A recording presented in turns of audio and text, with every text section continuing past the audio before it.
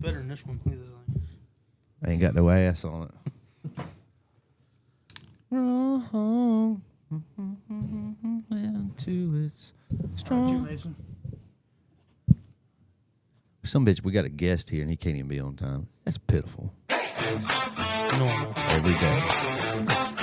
Another fantasy land out here.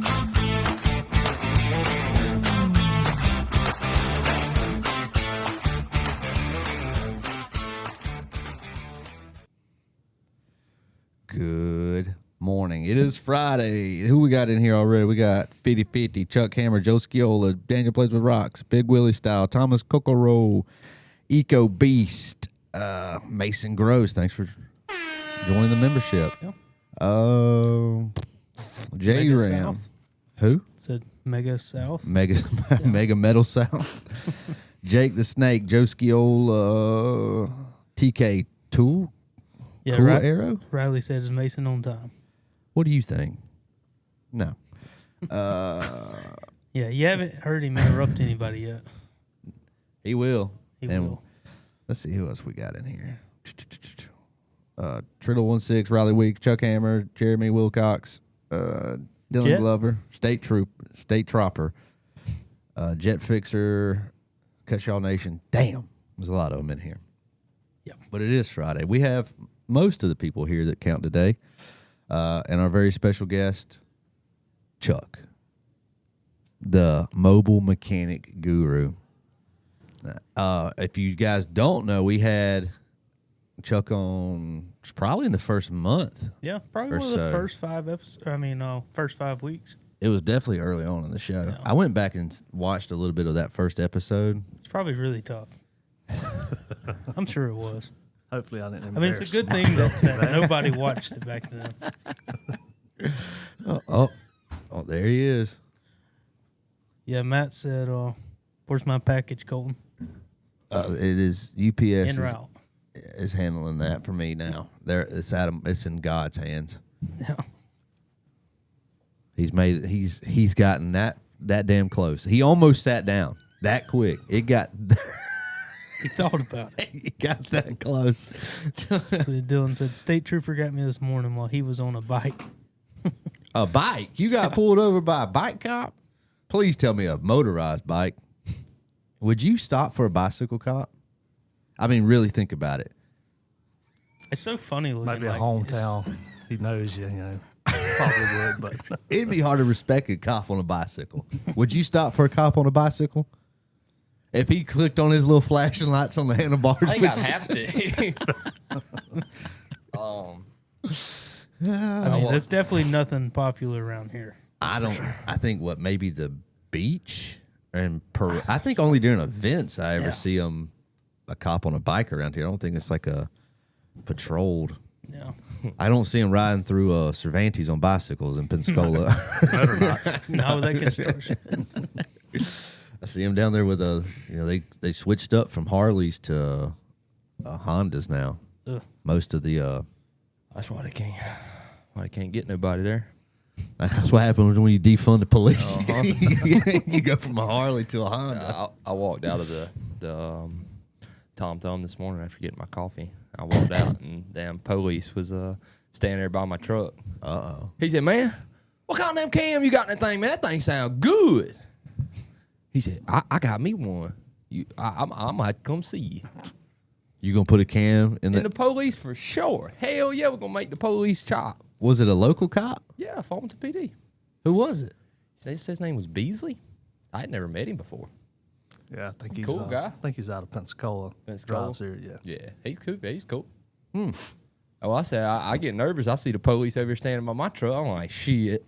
I'm about to turn around and walk back inside. He pulled over into me one day. I was like, oh, here we go again. He pulled you over? Not pulled me over. I was sitting still. He pulled up by me. Man, you do diagnostics? Yes, sir. Yeah. Oh, man. So he's in the Staying cars. good with him, huh? Yeah, he's in one of the black Explorers. So if he pulls me over, just say I work for you. Yo, say, hey, man, you remember that dude up there with that chopping ass Chevrolet? That's my boss. I would never give you that credit. Yeah, I'd say I know You'd say that. that's my coworker. That's my That's my subordinate. employee. I mean, he may pay me, but he's kind of like my buddy, you know. Bree Just a signs my coworker. check. That's all I know. I don't think that's technically true. Bree It's signs more my like a check. direct deposit. But she signs my direct deposit. Does she? She got my account. Yeah. I guess that's how that works. I ain't got a clue on how that works. I just Friday comes and I go from poor to slightly less poor every Friday. Got a little money in the bank. Come Monday, back to poor. So 19 Ford Ranger or newer reliability. Should you get a 23 just for the transmission update? I would probably stay away from the 2021, 22, or 19 to 22 because they do have a 10R80 and they do have the old CDF drum. 23 will have the updated CDF drum, but if you go to a 24 newer, it has a 10R60 instead. They went back down to a smaller Lame. unit. If it was me, what I'd do is I'd go buy one of the 2019, 2020 models, and I'd just bring it here. That'd be your best bet. You could do that. Yep. And we can turn your Ranger 10R80 into an F-150 10R80, which I made a few videos about before. They really skimp. Just really sorry, man. Yeah, you Like, got they'll all do- the parts, and then you just decide Yeah. we need one less clutch. Yeah, they'll do Everywhere. Like they do. I guess they do the math, and they're like, well, it's not necessary to have this extra clutch. So I mean, you have what, the 3 different clutch packs? More than that, it's More like than- 4 or 5. Well, 4 or 5 different clutch packs that have one less clutch than what the F-150s or the Expeditions do. Which is like, why would you do that? Cheap. Yeah, why would you do that? I mean, it was so easy. Like when we rebuild them, because the kits, when you buy a seal kit, it comes with the different pistons. One's for a Ranger to stack with less clutches, and one's for an F-150 stack with more. So we just put the F-150 one on the Ranger and get an extra clutch out of it. Yeah, and even the clutch friction set, Is it that comes something with all the. y'all started, or Yeah, that's something we just figured out when we What, done the first passed it Ranger. We down? pulled it out, or we pulled one out. And Yeah. Jake tore it down. He's like, "Mason, come here, look at this. This some gun ain't got 4 clutches on it." And that's awesome? Yeah. yeah, so little stuff like that makes a big deal in a Ranger because I mean you're just not pushing the amount of weight. I understand why Ford does it. It's it's a money grab. And it don't sound like much, but if you save $1 per clutch plate by not installing them times 4 per unit, $4 per unit. I mean that's And how Yeah. many thousands? 100,000 my point. Rangers. It's I mean it adds up over time. All right. All right, Riley's already in here. Riley Weeks is a super chatter dude. Super I'm chat, talking- man. He's a super chatter. He's got a question for you, Chuck. He said, "What's your best advice for being spot on with electrical diag?" That's a spot on question there. Yeah, I don't know. I've seen Chuck out here tangled with diag, and especially that Cherokee you had. I mean, was that electrical? oh yeah, for sure. I mean, I guess you just start what basics. Yeah. Start with the ground. Start getting more advanced. The more information you can get on any vehicle that you're working on is I mean, is the first step. one of the biggest things I see people doing is trying to diagnose things without having the proper manuals, like Yes. having the legitimate wiring diagram for something and not just going off a Google search. That or they never even pull the codes, Yeah. try to get any kind of actual data from the vehicle. They just start ripping on some wires. Yeah, Very. worst thing you can do is start out with something you got off a forum, and it's almost like your wire diagram, but it's not. And it'll send you down a bunch of rabbit holes. And I seen a video the other day. I'm sure you're aware of, or you watched Scanner Danner before. Mm-hmm. I never really Scanner watched Danner. a lot of him. I mean, his name's Chuck. I mean, a good he's really, really, really big into the diag stuff. Watching the video he had the other day, and I personally, I just felt the video because I'm like, I've been there and I've seen what this can cause. And he was just talking about how you have to double check yourself every time you measure something most of the time. Like, and what he was saying was like, if you get something that you don't expect to get, you need to rule out that your test equipment is actually hooked up. Like, I didn't get power here. Okay, well, did I have a good ground? How many times have you seen that? Somebody hooks up, they probe something thinking to get power, they don't have power, and then they go down the whole wrong side of diagnosing something, all because their meter or their test light didn't have a good ground. And like Colton said, the steps you go through. I mean, you're always trained when you hook your meter up. What's the first thing you do? Touch it to a good power, and check your your leads. So that's right. Yeah, I had so when I first started at the dealership, I didn't have that many tools, not near as much as what I do now, but I had a old Fluke 87 meter that I had. It was like a hand-me-down. I found it in the shed. It was, I believe, my dad's old one. Or I don't even know if it was his. He probably stole it from somebody else. But it looked to be about 45 years old, And I used that thing for the first couple of years, and it worked perfect. And one day it just didn't. It still worked, but the resistance readings were way off. I don't know if it got water or something in it. And that one, it really made me me misdiagnose a vehicle. Just because I didn't come and check it.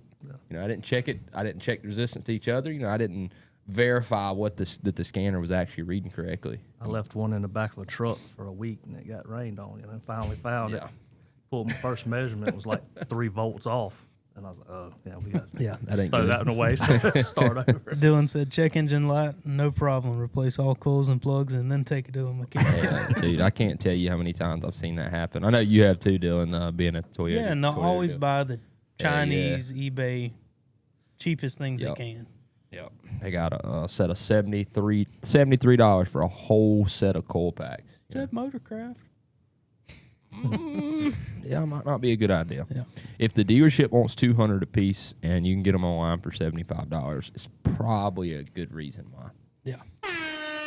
Riley says Power Probe is the best brand for test meter. I disagree, but everybody's entitled to their opinion, Riley. What do you think? What do I think? Not you. You ain't no mobile mechanic. Yeah, He's a whatever, master dude. diagnostics over here. Fluke's the best in the world, probably. Legit, as far as meters and shit go. But Power Probe is definitely come a long way with a lot of their test equipment. When I hear Power Probe, to be honest with y'all, I still think what their original invention was, which was the tester, that you could apply 12 volt and ground. Yeah. But I guess I have seen some of the shit they've come out with in the last years. Yeah, they've come out with some good tools, diagnostic tools. What they call checking the draw tester. That thing is really cool. Yeah. The little wire chaser, if you hook into the wire and see where it's broke. Yep. Daniel says aerospace, all they use is Fluke. I didn't know Daniel was in the aerospace technologies. Man, you don't never know who's in the aviation world, brother. You don't never know. He's in the space world. He talked to me. He's intergalactic. I have seen the power probe, get misused. You start sending voltage to. Oh yeah, that's me. That's me. You go down there and look at. I got the back probe pins. Every damn one I got, it's like burnt. It's smoked, dude. They still work, but luckily it's got a little breaker on it. Kick out. Hopefully, kick it for you. Melt the ECF. On the power probe? Yeah. Oh, my Teslas don't have one of those. Well, it's on the side of it. It'll kick the breaker out. But yeah. Shout out to anybody out there that's ever popped a fuse in a meter. Oh yeah. Yeah, I popped a mini of them. Yeah. Hell yeah. Trying to do a draw test and trying to get the damn headlights goes on or you got it on amps and you go to check volts and pow. Oh, fried a computer with it one time accidentally. That'll happen for sure, dude. Appreciate the super chats, Riley. But Young says, when I was a maintenance man, I used to burn and used to burn up the cheap meters on water heaters like it was going out of style. Oh, I used to burn up the cheap meters. I got you. Put that together. Believe that. You a hot water heater technician now, ain't you? Yeah, I guess you could say that. I don't know. I learned a little bit last time. Whenever I go to messing with that alternating current electricity, shit just don't go. It don't go Mason's way usually.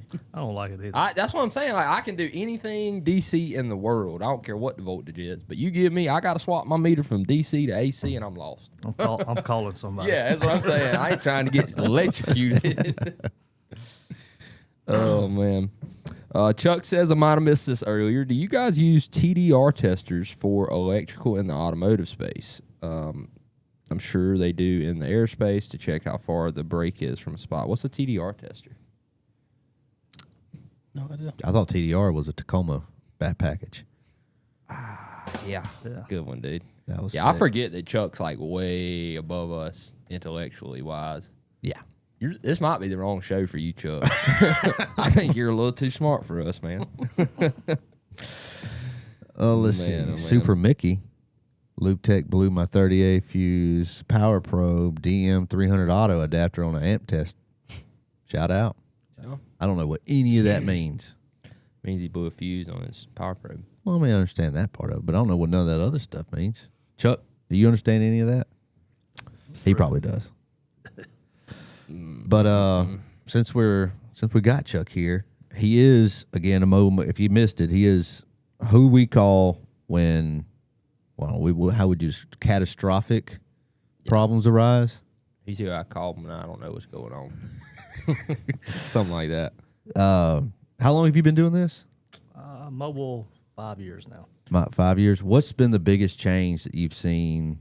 From 2020, 2021ish to now. Like, what's been car wise or technology wise or tooling wise? What's been the biggest thing you've seen change the fastest? Most definitely the vehicles and the technology.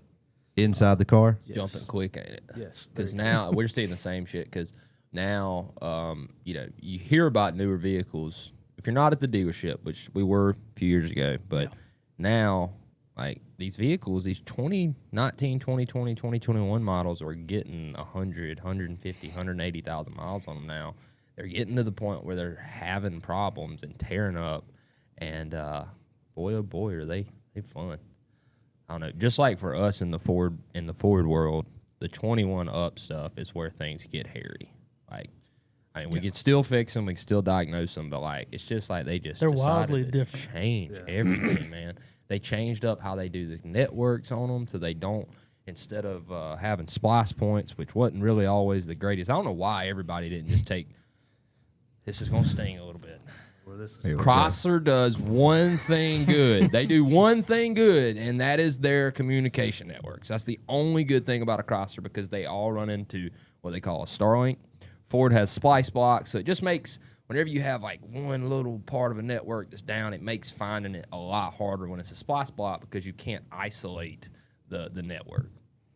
Regardless, Chrysler still sucks, but they did do one decent thing. With the newer, like going from the 2020 with the splice box to a 2021, Ford was like, oh, that ain't going to work. We've been doing that for 22 years. We got to change that up. So what we're going to do is we're going to get these crazy-ass damn connectors that, like, we have multiple wires running into, and then nothing comes out the back. And it's basically like it's a splice, but it's like a connector splice. You know what they call them? Like a cone.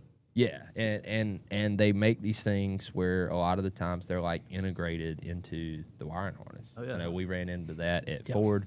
We had a brand new truck come in and had a network problem, and we eventually come to the point that we figured out that it was that, and can't replace it. You gotta buy the whole damn harness that runs under the carpet and everything. I run into 22. It was a Ford Explorer, maybe, I think.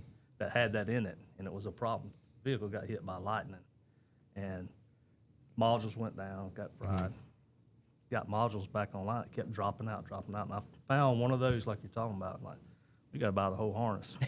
We're clipping them, and I just tied them together.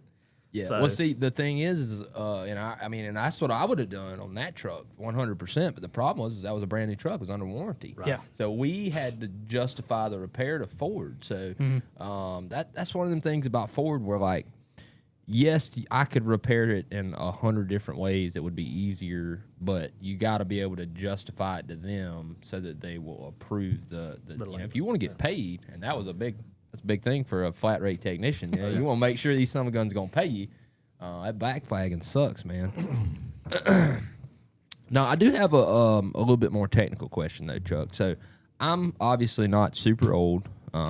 You're not super old either. That's not what I'm saying. But Jesus Christ. Anything else you want to say to him? Only Colton is. no, so I've done some. I done some messing around. I had some real problems the other day with a Duramax, and I ended up having to pull the ECM out and flash it on the bench. It was like an older one, like an 05, and because I couldn't get it to talk to the truck.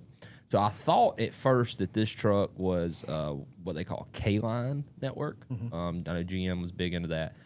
How does Kline differ from a CAN network? So CAN, is a two-line network. So a CAN high and a CAN low. Right, and they're pulling up and down. Up and down. The K-line's just a single line. It's a single wire? Yeah. Okay. That's just something Kinda, that Chevrolet done? Because well, Ford never, I don't think Ford ever done K-line that I can remember. Have, medium speed, high speeds, and all that. But if you'll look at it, I mean, there's so many different, you could have 4 ways of connection. So you might have all these modules that talk to each other, but one's like a, if you want to call it like a standalone. It only talks to this module. So does K-Line still piggyback module to module to module to module, or is it like? Just depends. As far as like an in and out, I'd have to look at the a diagram. But a K-Line is like a one wire versus a CAN high, CAN low. Yeah, because that was the thing is 05 was like right around the time I think it might have even been the first year. It was either 04 or 05 because it was a question of if it was K-Line or if it was a CAN network. It turned out to be CAN, but CAN really started in somewhere around 08. I want to say Ford was using it. Early 2000s. Yeah, late 90s probably. Really? Yeah. With high-low? Yeah, they was using CAN. That's what I was saying. Ford never did the K-Line thing. I knew Chevrolet did. I'm not sure about Chrysler, but it's just something that I haven't really encountered before. I didn't understand what the difference was, and I figured it was probably like a one-line thing, being a K-Line. But was the early years, too, was it a split 5 volts, though? Or was that on Ford? Can you remember? Can you pull the microphone down to you? They can't. They want to hear you. About there? There you go. Now they couldn't hear Sorry you. about that. no, it was 5. They were 5 volt reference as far as I can remember. But once again, I wasn't around. So Yeah, I mean, we really haven't worked on too many of those really older ones. Yeah, but that's the thing. Something I've kind of learned about the Chevrolets and when you try to flash modules and shit on those older ones, I'm sure I don't know if you've ran into this, but like sometimes they I just can't get them to flash on the truck. I think a lot of it too is the tooling we're using now a lot faster than what was back at that time. So I know I've been suggested sometimes, try it with a. Well, if you want to pull an ECM out and put it on the table, I got what you need. I bought a harness. I haven't done that yet. I bought the one with the terminating resistors it's in the box, so I can change the terminating resistors. Yep. I can do CAN or K-line on this thing. The only catch is the dumbass thing didn't. It didn't. So pin 2 of the DLC is what they call serial data. I don't know what the hell that means, but I do know for just a fact another comm line. You have to have that hooked up to get that particular ECM to flash because there wasn't a pin there. I had to it was a mess. I had to might be piggyback something like serial but, for wake up or something like that on it. Yeah, but I mean, really, honestly, really wasn't that difficult. It was real simple. It's kind of surprising how few wires you need to talk. I mean, you needed a 12, you needed a power, a ground, an ignition power, and comms. Then you needed a high, can low, and a serial data, which was what's that? 7 different wires. So I mean, not really much at all, especially on a PCM that's got 140 different pins on it. A lot of outputs. I've got a guy that's good friends with it, and he does cloning and can bench program and all that. So.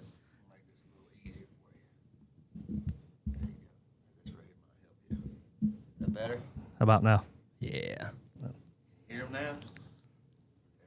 So, and I think that's coming, So the big thing for us at Ford that was, I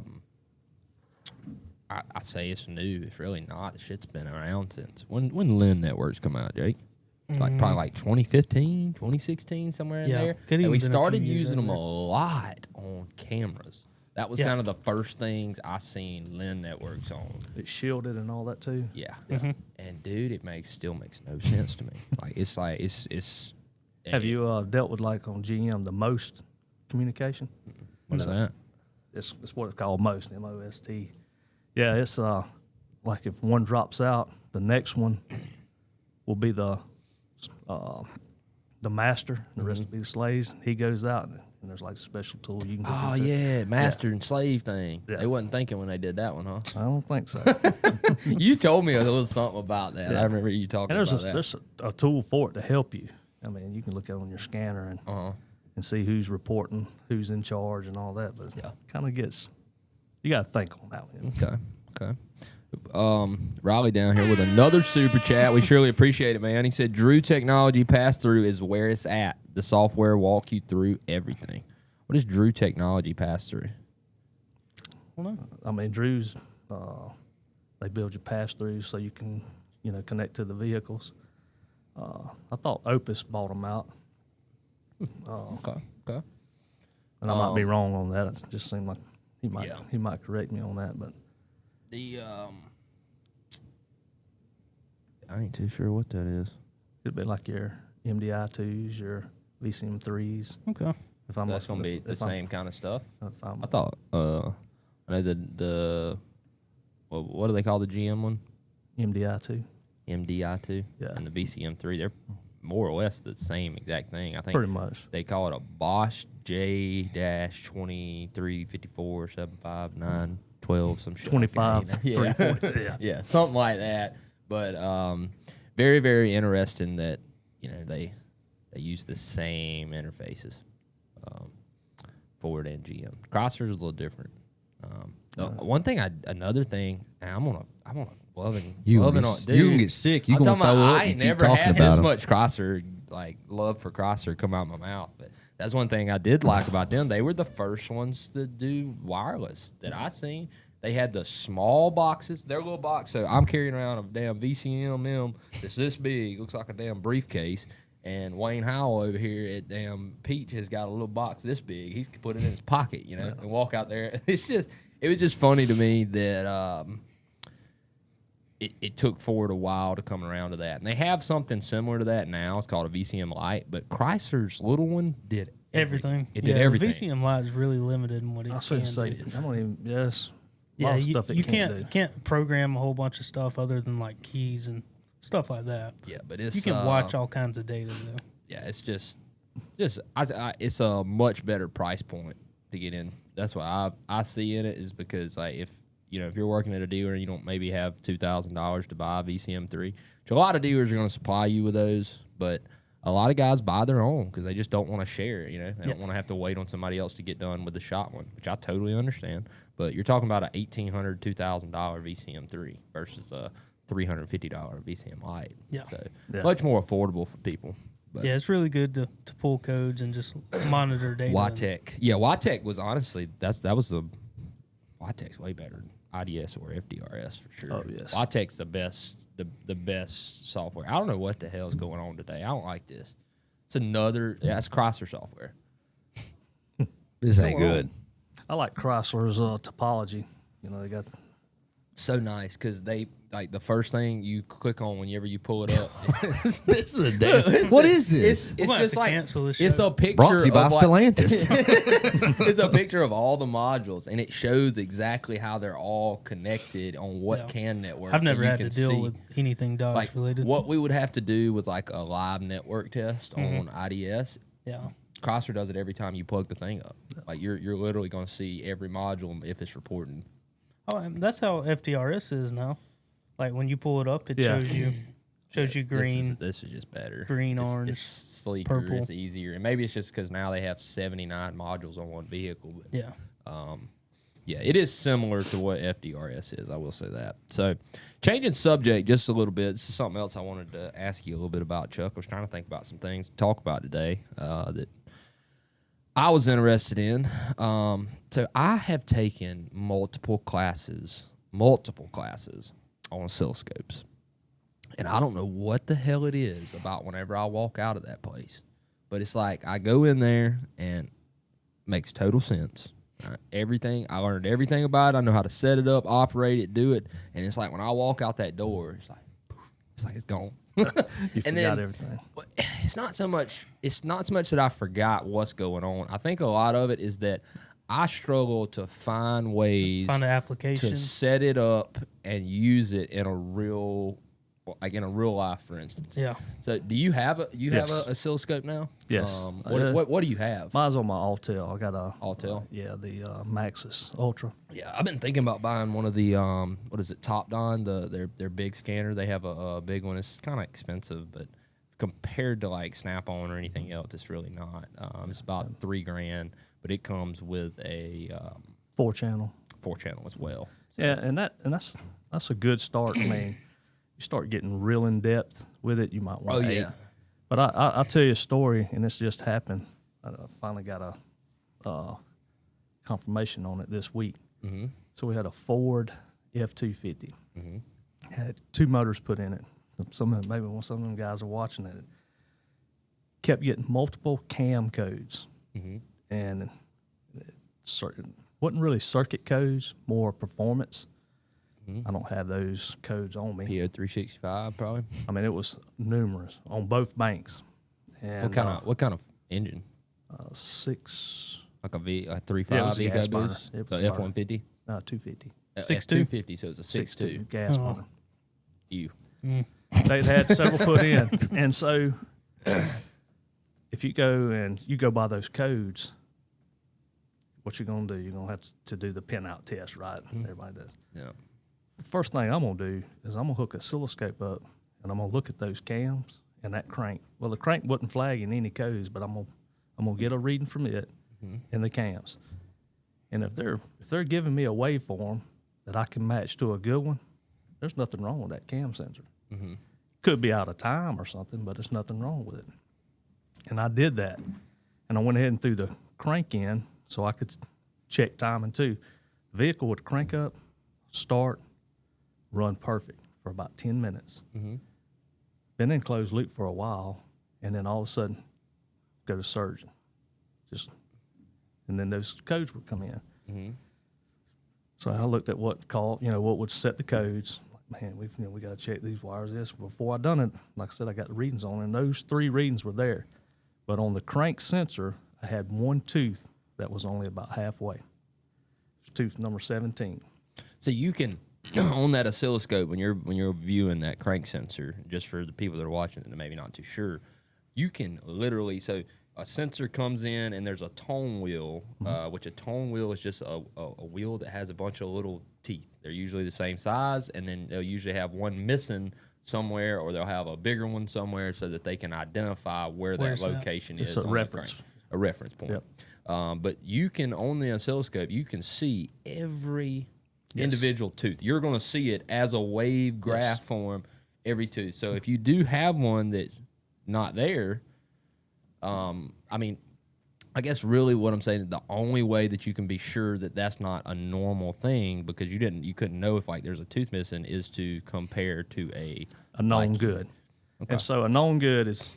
But I guess if you work on that stuff all the time, you could just have a reading. Like once you get several of the readouts from something, you just save it on your computer, and you can go back and look at it anytime you want. And I bet you, I remember in one of the classes we had that Ford actually has a good bit of banks for you. A library of it, a library of known good readings. There's another free one out there, Roki waveforms, and then Pico, if you have their tool, they have a library, which is very good, but you have to have the tool and you have to hook it up to get on their library. Okay. But that one tooth was only halfway. It was there, but it was only halfway. But it was only showing a half of a reading. So but this is on the crank sensor, and you had codes on the cam sensor, right? Right, no crank. And so I'm like, will that cause this? I had the data of that, and when it would do it and start running rough, you could see the timing moving, which is that VVT stuff. So the fix was the tone ring. So we pulled the intake off and took a scope and looked at it. And when I got to that tooth, I knew which tooth it was. Got to it, and it looked like there was some stuff on it, right? So let's see if we can clean it with straw and some cleaner. That didn't work. They pulled the transmission, pulled the tone ring out. It was bent. Put a new one. Put a new one on. Worked on it too before, didn't they? Yeah, the motor had been pulled. And there you go. There's your sign. It always like that tone wheel didn't just bend itself for no reason, you know. And how that happened, I don't know. But put a new one on it, and it's running good. So oscilloscope saved the day. I mean, and how long that would have took? That would have took you. You might would have never figured that out. Back up and think. Y'all worked on them. You died it. Mm-hmm. How else would you die that? You wouldn't have. So I mean, first we're looking at. I had those readings, and I had that data, and that's the thing I've got to get used to. Trust the data you got. That's right. And I'm telling these guys, we fix and pull a transmission, right? Yeah. That's a lot of money. It is. So before I do that, let's do some pin out testing, and all that was good. Yeah. Well, without the oscilloscope, the only thing you have to look at is the damn the computer telling you if the cam and crank are synced. And they were. There is no reading. You cannot. You can monitor the RPMs, but keep in mind the RPM's not going to show you a little blip that's causing an issue that the ECM's seeing if I can codes for. So, all right, another huge. Man, we appreciate it. We got Riley. a new member shout out Randy Griffith for becoming a member. Love the name, dog. Riley's Week says, I know on some of the older Honda / Acura, it would set a code for all cylinders misfiring, and then you could replace the number 1 coil pack, and it will fix all them codes. Yeah, it's wild, man. I know a lot of the time things just don't make sense. I've learned a long time ago in this business, you can't always explain everything because like sometimes some shit just don't make no sense. Yeah, and it just starts which I know drives him nuts. I've seen it several times. Like when he comes to look something, and like he'll already figure out what the problem is, but like he'll be like, I just want to know why we were seeing this whenever, and it's one of those things where it's almost kind of like an ego thing. It's really not ego, but it's like, damn it, I want to know why I was getting this reading, when I wasn't expecting to. And comment on what he's saying. I think a lot of that's logic that's built into it. The ECM, some engineer designed, well, if this sees this, let's make all this other happen. That's right. Yeah, and I mean, they're really getting out of hand with these oscilloscopes too, by the way, really. Honestly, I mean, I want to get us one. I hope that we'll find some uses for it. I probably won't as much as I'd like to, just because a lot of the work we do is like, hey, my shit is broke. Like, it come in on a wrecker or it don't run. It's got a rod out the side. Like, we do a lot of heavy stuff. We still do some diag, but I know I was watching a video of old Royalty put out the other day. He had some guy in that was showing him this new tool that he had developed for the oscilloscope. And these dudes are running he's got some kind of shit that they're screwing down in like a compression gauge.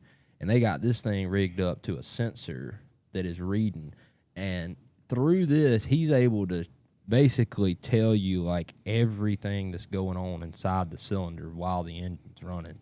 He's able to show you what the injector's doing and compare that to the other ones. And what it was just really, really, really wild to me. Some of the stuff that you can do with an oscilloscope. It's mind blowing. Pressure transducers. Yes, that's exactly what it was. And when I seen that, I was like, damn. Hell, I remember seeing a pressure transducer in that VCMM bag at the dealership. Yeah. I just didn't know what the hell to do with it. I just really did not know what to do. It still has dust on it. And that's what I hope in the future we get one. I'll probably have to call you up, come get you to show me how to work it. But I hope that we can use it some and actually get some real life use out of it. I've always struggled. That's why I never really used it at the dealership. Like I said, it was a week-long class on that shit when they first dropped that VCMM. There was a mandatory electronics add-on that, like, it didn't matter. You've been forward 35 years. You had to go take this course. And it was a really, really neat course because, I didn't even know what the hell an oscilloscope was before then. And after a week of that, I felt like I could run one, and then I come back to the dealership and I don't use it for 2 years. It's like, you gotta find. That's what I feel like. If you're gonna learn it and do it, you gotta find ways you force can yourself to use it. You gotta find ways that you can use it and keep yourself going with it. I use mine probably 2 or 3 times a week. Really, and just like I said, if I know cam issues, they done throw 2 or 3. These VVT issues on these cars nowadays are getting out of hand, man. They're freaking crazy. They're hard to diagnose, to be positive about something. That's my main issue. Is like, I hate tearing down your engine not knowing what's wrong with it. I hate it.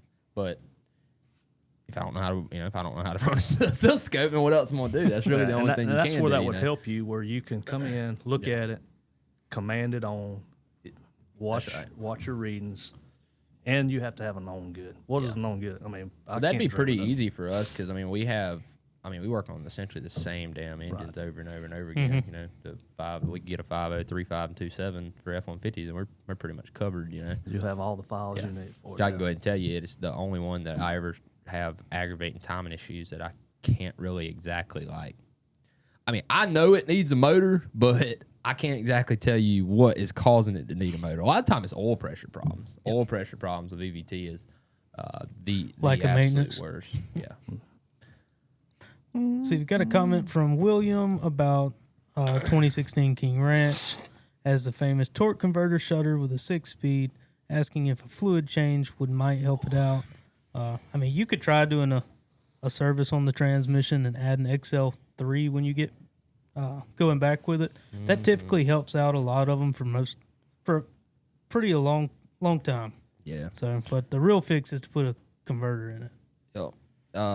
Yeah, I kind of thought it was bullshit too that you could service your transmission and make your converter shutter go away, but ain't no bullshit, man. It'll get most of them for a while. Yeah, just depending on the severity of it, really. Yeah. But a lot of the time, just getting the fluid out, because what a lot of people don't think about is there is additives in the fluid already. The Mercon, the friction LV modifiers. Yeah, and they have a certain amount of that already in the fluid.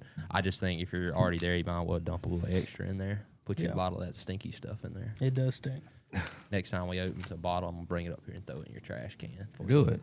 We're just going to hide it in the room somewhere. No. It's the worst shit, It's tough. dude. It's so bad. It's bad enough if you go throw it in a garbage can near you, you're going to have to go get that out. I do think I remember y'all opening one up because me and Bree was bitching about it. Yeah. And then you said it was some kind of transmission fluid or additive or something. Yeah. It's tough. You got a real technical question right there, too, from Double MC. All right, Double MC, good timing. 2023 F250 BCM. He's got a UO 199 87, a B14 E508, and driver door module. Yep, driver door module, blah blah. Shop And 87 codes. And 87 codes. I like that.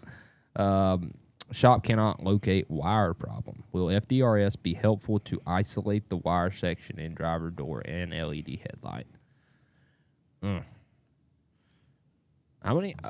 20. The dealer can't do nothing about it, man. That's 23 is gonna be new enough. It probably might still be under warranty. I mean, it'd be close, but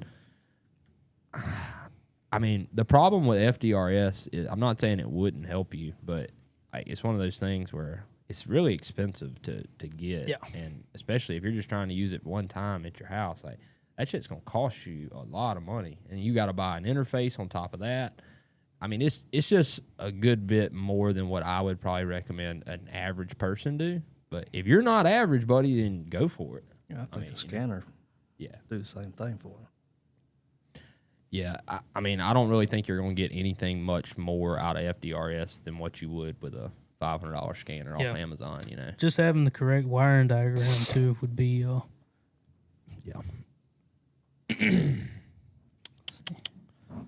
All right. William Brannon says, man, I seen it overnight at work 2 weeks ago when as soon as I walked out the plant to go buy it, the two-tone paint burnt copper with gray under it, leveled with just the right chrome. I love it, bud. Hell yeah, dude. I dig it. I dig it. Because the chicks dig it. Two-tone. I love it. Jack was talking about having to use the pressure transducer on the harsh shift TSB on some of the 10R80s. That's the thing that they made them start doing after we left. Yeah. If they wouldn't, watch what I say here. If they wouldn't have pissed me off, I probably still would have quit when that damn TSB dropped. Yeah, that one's. I'm not doing all that. Yeah, we know what the problem is. Yeah, I wouldn't have put up with that. I'd have boycotted for sure. Yeah. That's what we ought to do. Honestly, all the techs in the country ought to just say, enough of this shit. You can find somebody else do it, and we just walk out. And I bet you they're gonna change them times. They're gonna quit dicking around with us. I bet you the scavenger You says, think- "Come here, bring your car to me." I'm a what do they call them? A teamster? Sandbagger. Nah, man, I'm about to set me up a damn what do they call them things? A union. Yeah, You gonna start picketing? hell yeah. I'm getting a union up here. Nah. I'm building a I'll fire everybody and start over. coalition. Jake, he's the enforcer. He's my muscle. I don't know about that. Well, I got something I guess a little less technical because y'all been speaking in numbers and codes for 30 minutes Not now. really. It's just it's an oscilloscope, dude. Go here in binary. It's a voltmeter that shows the readings on a graph. That's all it is. Real time. Real time, baby.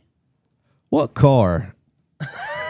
what car manufacturer for you has become the most difficult to work with as far as like, especially I guess like electronically doing diags and stuff like? Is there a car make or specific model that when you get called you're not stoked? All your foreign cars, really, and the most, I would say, the biggest part of that is information on those vehicles. More hard to access. Getting access to the information. That's more European or that's more the like thing. Japanese? More Asian. Okay. Really? I figured you were gonna say more European. Well, and I say that if you like My big three: BMW, Mercedes. and what's the other one? yeah, What's the third? What's the third one? Volkswagen. Yes, sir. Back to back World War champs. We ain't want nothing from Germany, man. Y'all keep that shit over there. and I say those too. I mean, if you look at a wiring diagram on it, just goes to pin 14. What is pin 14? Yeah. You know. And that's something. But if you have OE information, it's gotta a lot, have OE information. It's a lot different. Gotta have OE information. Yes. That's a big deal. And that's something we've talked about on here before as well. I think it's complete bullshit. I personally think that car manufacturers should be forced to give you any repair and service information. You know, you pay $80,000 for a big old piece of metal. You know, you should have the right to have the information made public to you. I mean, that's just the way I feel about it now. The manufacturers, they probably feel a different kind of way. But They give you that information in a different version than they have. yeah. It would be nice to have their version at that price point, but Yeah, something like special service messages. I mean, how many times have we found the answers to problems that we're seeing in a Those aren't special even service public. message? Those aren't even public. They're not. They're not service bulletins. A technical service bulletin is public. You can go online. They're still hard on to find. Yeah, on the government website and find those. But a special service message is not, and that's one of those things where, like, I fixed hundreds of vehicles off of a special service message, and I never would have got to that point if it wasn't for that service message. You know? Right. And Ford holds that information tight. A lot of other places do too. No, I mean, if you had to pick one brand, you're just gonna stick it out with. He's gonna put a ring on it. You're gonna put a ring on it. You're gonna marry and have you a damn little family with it. and that's who I stick with, and that's Yeah, don't say Chrysler, please. Chevy or Ford. Please don't say Chrysler. I can take Chevy. I can take Chevrolet, but I don't know about a Chrysler. well, man. for the sake of the show, then General Motors. General Motors. Yeah, I guess that's probably what you've been around. their programming's easier to me. Ford, you know, you gotta go. But through if I wouldn't have said that, you probably would have picked Chrysler, huh? just because of the topology and Yeah. YTech, that interface is so easy to use. Yeah, I agree. Now, the product that you're working on with They suck. it is not good. But They suck. as Not far to as mention, I mean, I'm sure you've been around a little bit of warranty times. You ever compared warranty times from like Chrysler to Ford? I've seen them. They're tough. Yeah. Really tough. Ford's bad, but Chrysler's way worse. Way worse. I mean, anybody that thinks it's reasonable to pay a man 2.7 hours to pull and put a 4-wheel drive 68 RFE on a Cummins, that's wild Hooey. to me. That's hooey. That is hooey. It's almost that warranty time is punishing the technician. Yeah. To me, Which, I mean, from the outside looking in, I'm not going to lie. You could probably do it in 2.7 hours, but I still just think that's bullshit. You know, I don't want to physically work as hard as what it's going to take for me to do that in 2.7 hours. Yeah, you can do it one time, but you're not about to do it. My body can't times take that day after day after day after day. Why you laughing? Jesus Christ. Shit's getting deep in here. Put on the waders, boys. Get a snorkel. We're swimming. Oh. I know we brung it up a couple weeks ago. Mason said that you was also getting, I guess, more into doing like locksmith work. Did you hire your help? He hopefully starts in another week. Okay. So you getting ready? Yeah, I got into that because of the programming. You know, Fords, you got to have 2 keys. Well, you get out there in the sticks and you need a second key. You're waiting on a locksmith to bring you some help. And so in the state of Alabama, you got to be licensed and certified to bit. So that opened that avenue with making keys. And hopefully I can get him started on that, and I can. Does he have really any experience with it prior? Not prior, but he's riding around with me and going through it. I've seen him through some training as far as online, which is good. Because I personally know all too well how quick shit can go south with a vehicle whenever you're trying to do the key programming. Yeah. You know, I personally turned a whole brand new almost ass Expedition into a damn some yard art out here, because this something going. It was a trade-in, man, and they got somebody trying to buy it, and they want me to run it through the shop. So fine, but I go to program his damn key code. I don't know what happened, but something, I don't know if like the computer died. I don't really remember what exactly happened, but this son of a bitch wiped like it.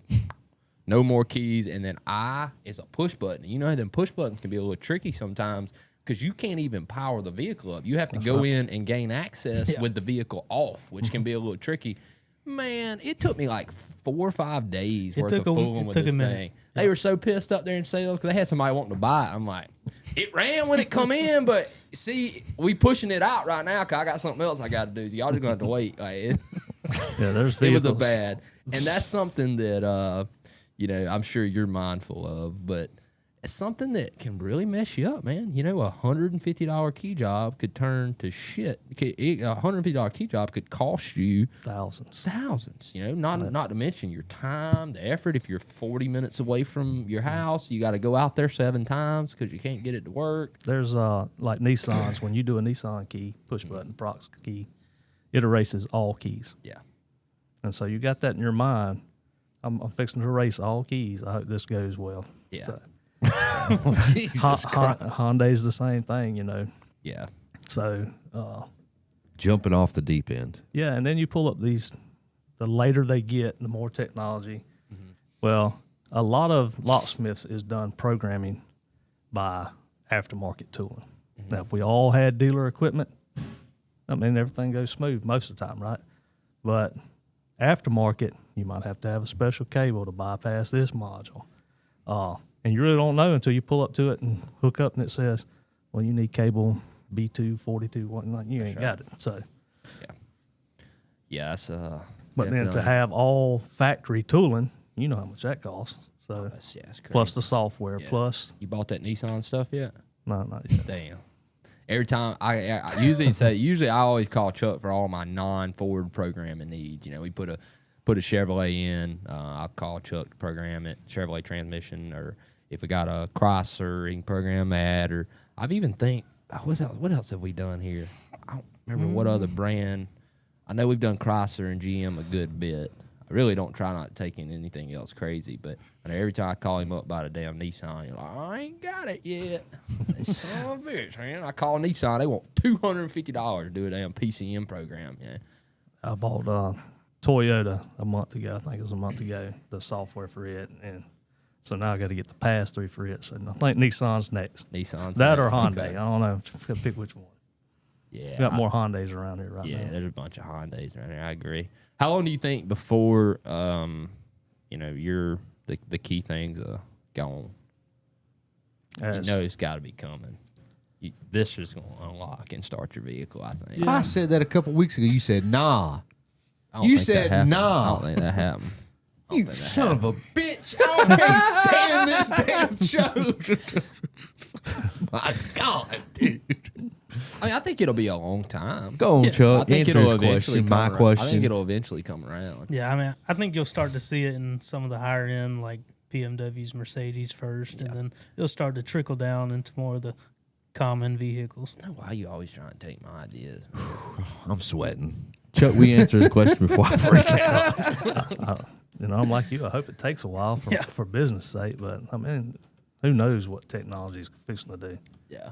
Well, it's one of those things where, like, you look at it and you're like, oh, I don't want to lose, the locksmith stuff. But where one thing goes away, 10 other things come. Oh, yeah.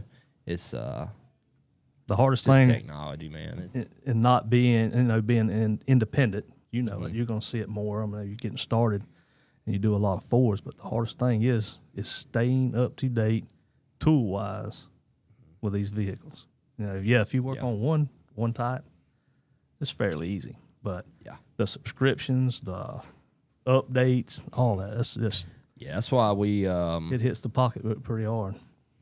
The only one who are you talking to, Colton? J-Ram and Daniel.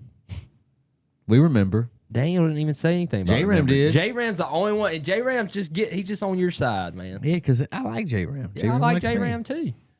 But I mean, we all know what the truth is. Chuck, I don't want to show out this early in the morning for a company, but it's about to get there. Just answer Riley's super chat. Oh, shout out Riley, man. He said older Toyotas, you can do the pedal dance for keys. Don't know what that is, but Don't either. I'm sure it's some kind of a.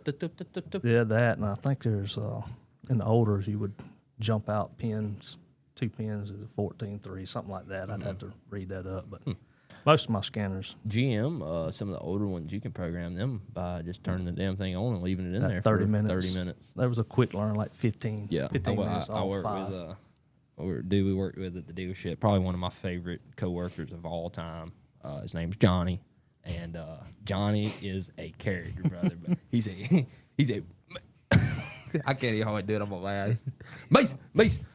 Man, I gotta go out here. Man, I gotta go out here and man, I gotta program this key on this Chevrolet. Man, I gotta go out here and program this key. And I'm thinking in my head like, Johnny, you don't, dude, you come over here and say what that say? You hold his phone up like this. What that say right there, Mace? You tell her. I can't say what he actually said, but I'm thinking to myself, I'm like, how the hell are you programming key? I said, Johnny, what you doing? Oh shit, man! All you gotta do is go out there and turn it on. Leave about 30, 45 minutes. It'd be programmed. He would. That was the Chevrolet key program, man.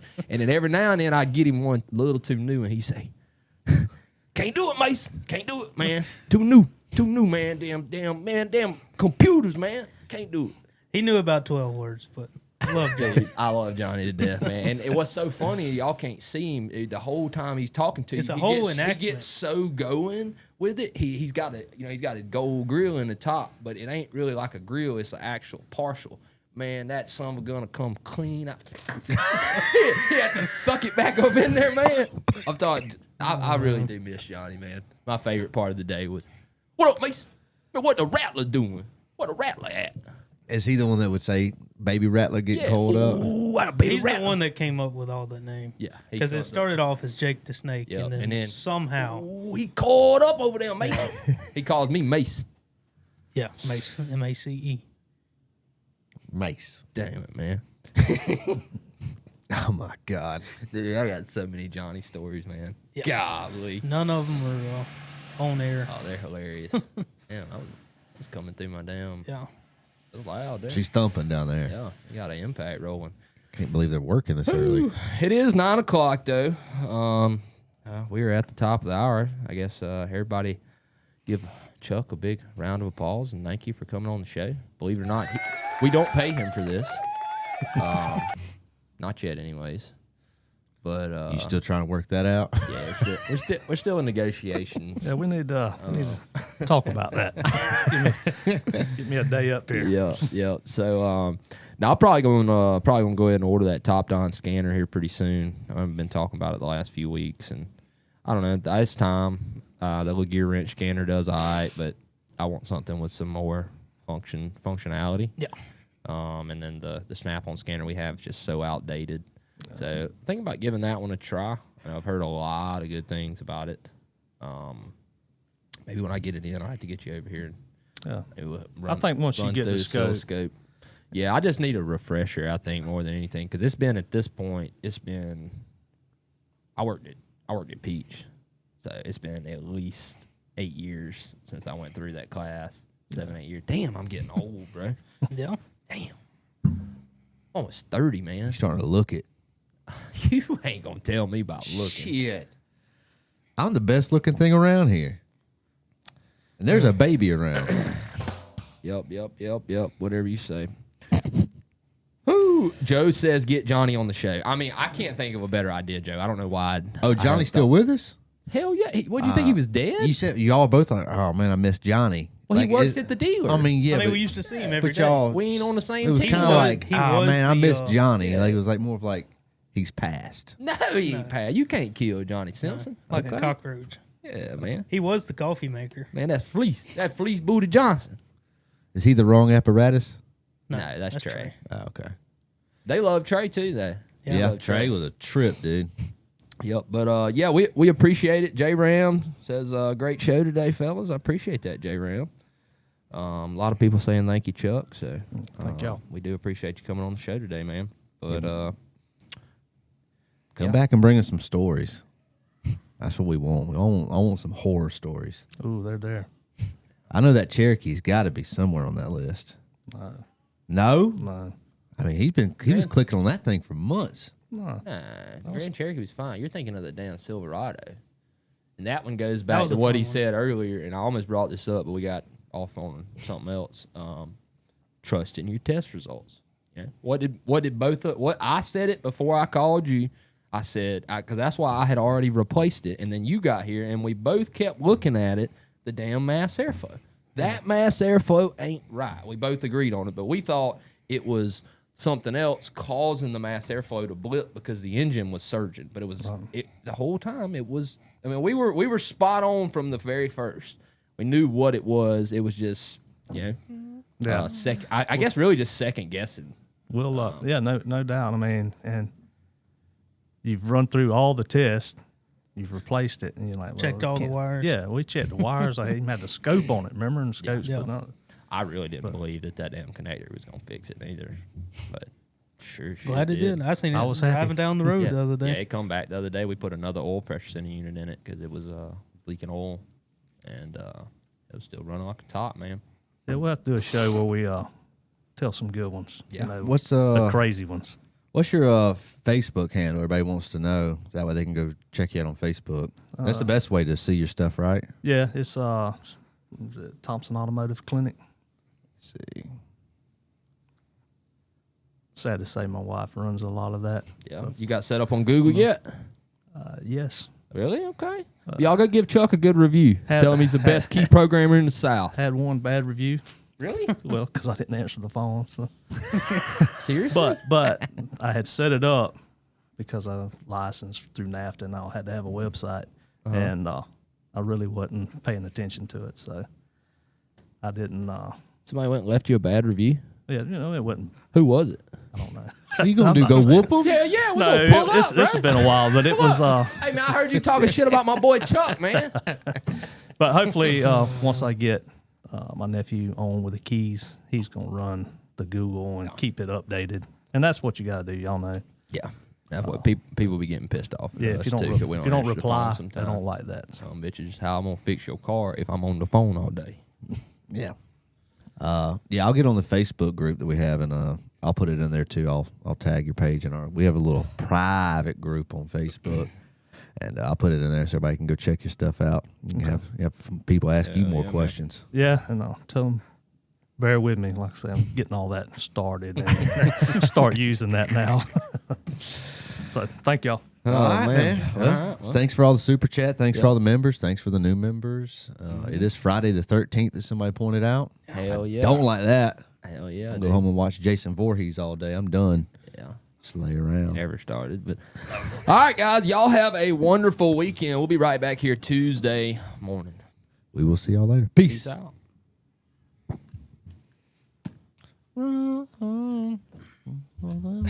he said Chuck's my ninja. I think we all know what he was trying to say.